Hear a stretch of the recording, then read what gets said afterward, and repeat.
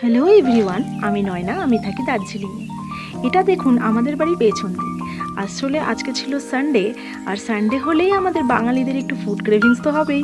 তাই আমরা দুজনে আজকে অর্ডার করেছিলাম কেএফসি থেকে। সেটাই আমার হাজব্যান্ড ওপর থেকে আনতে গেছিলো। আসলে আমাদের বাড়িটা অনেকটা নিচে, মোটামুটি 72টা সিঁড়ি নেমে আমাদের বাড়িতে আসতে হয়। একদিন আমি অবশ্যই সেটা দেখাবো। আর কেএফসি বা যে কোনো জোম্যাটো থেকেও যদি আমরা অর্ডার করি, সেটা মেনলি আমাদের মেন রোড অবধি আসে।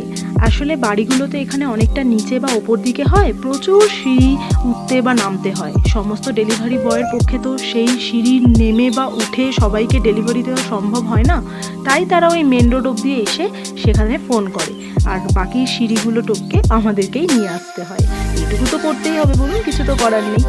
আর কলকাতাতে তো ওরকম ব্যাপার না, আমাদের বাড়িতে এসে একদম ডোরবেল বাজায়। দেখুন ওরা কি সুন্দর একটা আমাদের নোট দিয়েছে, hope you enjoyed with our meal, kindly please do rate us. যাই হোক, আমাদের কেএফসিতে খেতে বেশ ভালোই লাগে। এছাড়া মোটামুটি আমরা ডমিনোজ মানে প্রত্যেক সানডেতেই এরকম অর্ডার করে থাকি আর কি।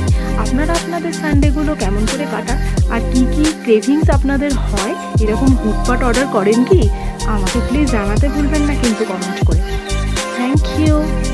আর চ্যানেলটা প্লিজ সাবস্ক্রাইব করে দেবেন, আর লাইক আর কমেন্ট অবশ্যই করবেন। Bye bye.